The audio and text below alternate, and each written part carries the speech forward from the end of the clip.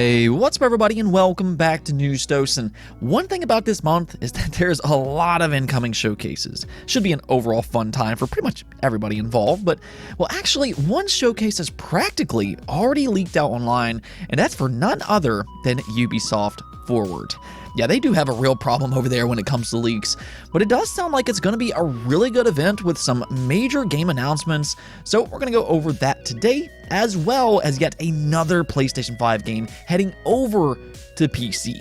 Now, I don't really think that this is all that surprising anymore, as it does seem like they're releasing these PC games a lot more frequently, but it does appear that they accidentally revealed their next PC release, and it's a good one. So do make sure to stay tuned for all of that.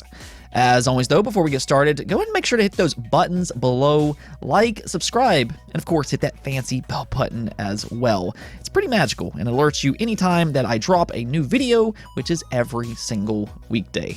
Let's go and get to the news though, starting off with the Nintendo Switch and Pokemon Scarlet and Violet. Not only did they drop a new gameplay trailer today, as we talked about yesterday, but they actually also announced a new Switch OLED model, a new variant that will release on November 4th for $360. Now, we have seen Nintendo release a few of these special edition consoles in the past, but this is the second one in just like a 3-month period.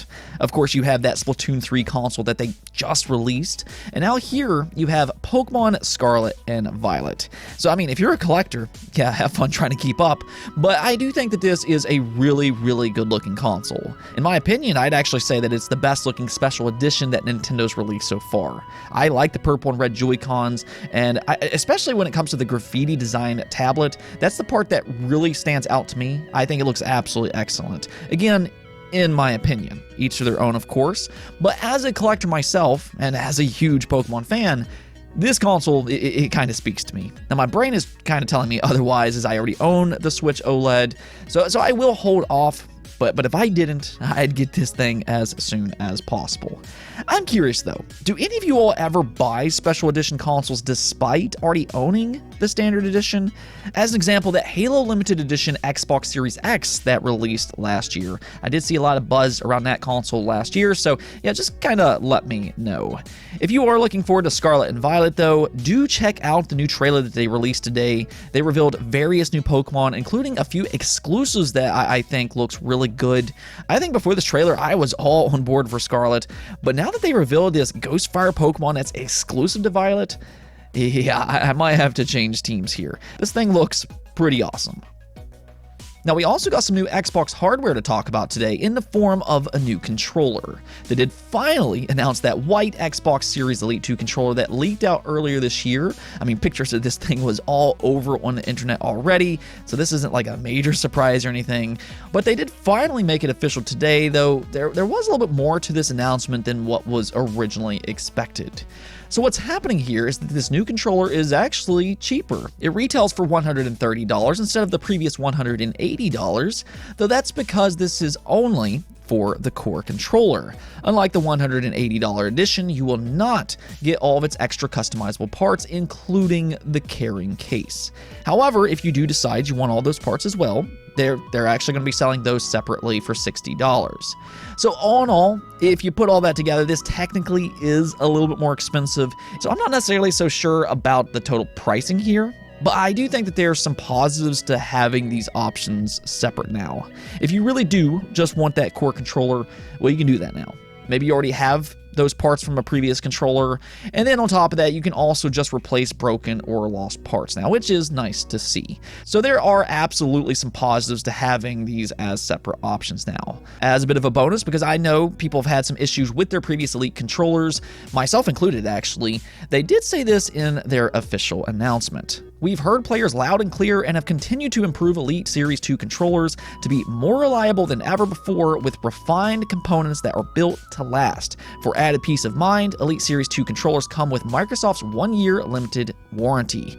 So hopefully it has less problems now, and yeah, just kind of take all of that as you will. All of this though will release on September 21st. However, if you want a completely different color from this white edition, you might want to just go and hold out, as Microsoft also announced that the Xbox Xbox Elite 2 controllers are coming over to Design Lab later this year, where you can order custom color variants. Now, there's no exact release date just yet, but based on how the other models of this works on Design Labs, I would expect this to be slightly more expensive, so do just kind of keep that in mind. Let's go and talk about Ubisoft, though, as their showcase has pretty much basically leaked out online by this point. This really is just kind of par of the course for them anymore. This seemingly happens before all of their showcases.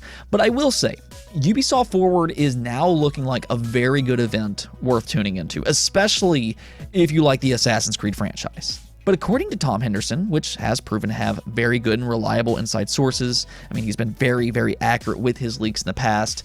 And while according to him, he claims that they're planning to announce multiple Assassin's Creed games at Ubisoft Forward on September 10th. In fact, he mentions 4 games that will likely be revealed here and maybe even a 5th. The first of which has already been confirmed by Ubisoft themselves, of course, being Assassin's Creed Mirage. It's reportedly a smaller scale game set in Baghdad where you play as Basim from Valhalla, and will be taking the franchise a little bit more back to its roots, which, I mean, for those that don't like those RPG mechanics, that will likely be very much appreciated. It's instead, though, supposed to have a pretty heavy focus on stealth gameplay. Allegedly, though, we will get a deep dive into this particular game on September 10th, and it will supposedly release sometime in 2023. I would expect this game to kind of be the main focus of this event, and I am interested in seeing how all of this will work. I do like the idea of them going a little bit more back to its basics, but despite Mirage sounding like at least a decent-sized game, they're also going to apparently reveal multiple others here that appears to be large-sized installments as well. I think that's a rather interesting strategy to just kind of announce all of these games at once, but he did say that the 2 bigger games they're revealing here are a part of Assassin's Creed Infinity, so that might be why they're doing it this way. They could announce these games and then explain a little bit better on how these games tie together and exactly what it means to be a part of that Assassin's Creed Infinity platform alongside Valhalla. The first Infinity game that they're going to announce here, though, is apparently Project Red, where Assassin's Creed will take players to Japan, where you'll play as a samurai-like assassin. Now, this is something that fans have kind of requested for really just years and years by this point, and it looks like it is finally happening. I am definitely curious in a setting like this and how Ubisoft will kind of approach this era. I know a lot of other people will be very interested in this one as well. The other Infinity project, though, I would say sounds equally as interesting and maybe even a little bit more unique. Its codename is Project Hex, and reportedly it's their darkest entry yet. It's apparently set in the witch hunt era of 16th century Europe, and it's being described as a darker, more mature title. That actually really piques my interest, as it sounds like it could possibly stand out from the pack. I always like when these popular franchises try just something a little bit new, while also kind of staying faithful at the same time.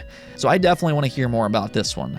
However, they do have 2 other entries that appears to be a little bit smaller that they could announce here. It looks like they will announce a mobile title here titled Project Jade, which is set in China. I mean, I'm not really a big mobile fan, but if you are, you can keep an eye out on that one.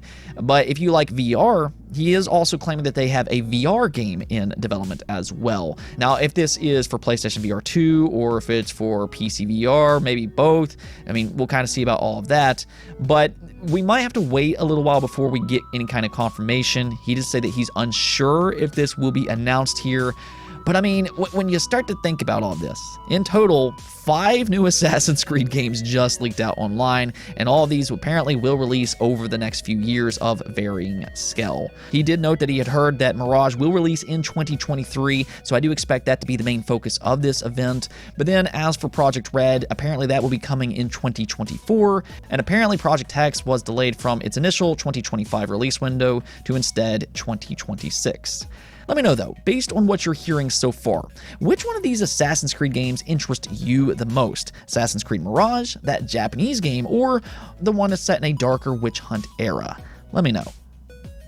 Now, we also have another PlayStation PC game to talk about, as it appears they might have accidentally revealed their next big release a little bit early, being Returnal.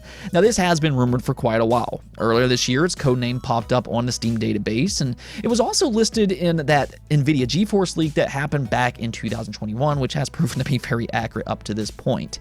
So this is not necessarily the first time that we've heard about it possibly coming over to PC, but interestingly enough, the developers themselves themselves in a GDC presentation seemingly revealed Returnal PC footage. In this footage, they were talking about its VFX and particle effects, but it didn't take long before fans started to notice something very strange about the clips that they were showing. And that's because they include, interestingly enough, a debug readout. Now, this alone doesn't necessarily mean it's a PC version. This can actually be easily explained. Returnal does run on Unreal Engine, and it's developed on PC. So that alone doesn't really confirm anything. But what's just so interesting about all this is that the debug readout does reference things that the current PlayStation 5 version doesn't have, such as dynamic resolution and mouse and keyboard support. Now you're kind of seeing why this is raising so many eyebrows. It does seem like they might have accidentally confirmed some of those rumors that are currently going around. And if this does turn out to be true, this would actually be a monumental announcement. Now, the reason I say that is because up to this point, Sony's really only ported PlayStation 4 or cross-generation games. However, when it comes to Returnal, this would actually be the first just flat-out PlayStation 5 exclusive to come over to PC, and that does change everything. Because if Returnal really does come over to PC, as suggested here, then there's really just no limits to what other games they'd port next. I think there is a belief among some fans out there that Sony's only looking to port those PlayStation 4 games. But that might change sometime here soon, as suggested with this rumor, which would then beg the question, will we start to see other PlayStation 5 ports like Demon's Souls or Ratchet & Clank Rift Apart, as an example? In fact, those games have been rumored in the past as well, so, I mean, you never really know. All in all, though, the one thing that we're really starting to see is that Sony is changing, and they're taking PC gaming much more serious now. Even outside of the Returnal situation, there's other reasons to believe this. Of course, they've already ported other games like Spider-Man and Uncharted, but here recently they launched their own PlayStation PC website. I think that that's a big sign as to what's to come next. They've even hinted at things like linking your PlayStation account over to your PC games, and there's also been discoveries of a possible PlayStation PC launcher. So without a doubt, something seems to be brewing in the background. Now, I don't think that they'll do what Xbox does and release their games day and date on PC, but something that we might start to see are some of these staggered releases like we are with The Last of Us Part 1. That is confirmed to be coming to PC at a later date, so I think that might be the direction that they start to take, which, yes, I think that's a very smart way to go about things. As for Returnal, though, this is a good game and actually a little bit overlooked. With a PC release, maybe it will garner more attention, though, and if you did miss out on it before, just kind of keep your eyes peeled for that PC release. Of course, though, as always, I will keep you up to date if we get an official confirmation. Of course, though, do keep in mind that nothing's 100% official until it's officially confirmed, so, I mean, it looks like it will happen, but at the same time, you never quite know. Let's go take a look at the poll of the day, though, where I asked you all, what would you like to see Naughty Dog work on next?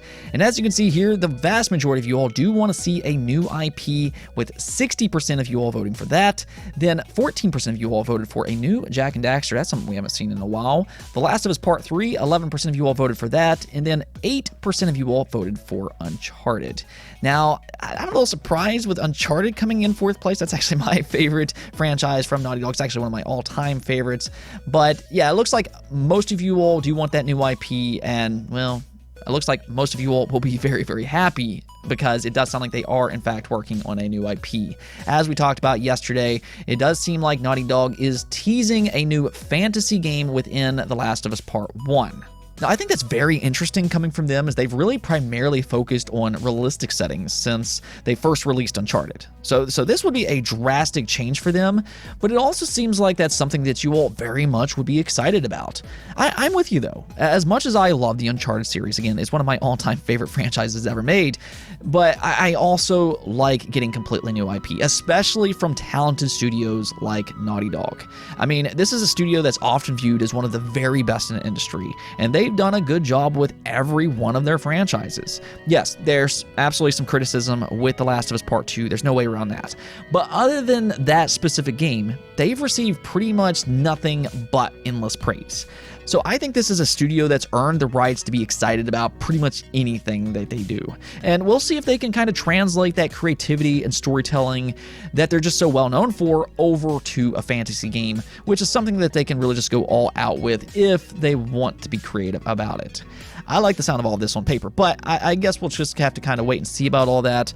But with them likely working on a new IP, it does kind of make me wonder about some of their other beloved franchises. Sony could possibly let one of their other studios work on a new Jack or Uncharted game. They've done that before with both of these franchises, actually. So maybe they could do something like that again, while Naughty Dog here does what they do best, and that's to create completely new worlds and characters. Anyways, though, that's it for this episode, but if you liked the video, don't forget to bell notification and subscribe button for more content just like this. Also, if you'd like to support the channel through Patreon, thank you for making this content possible. Peace out.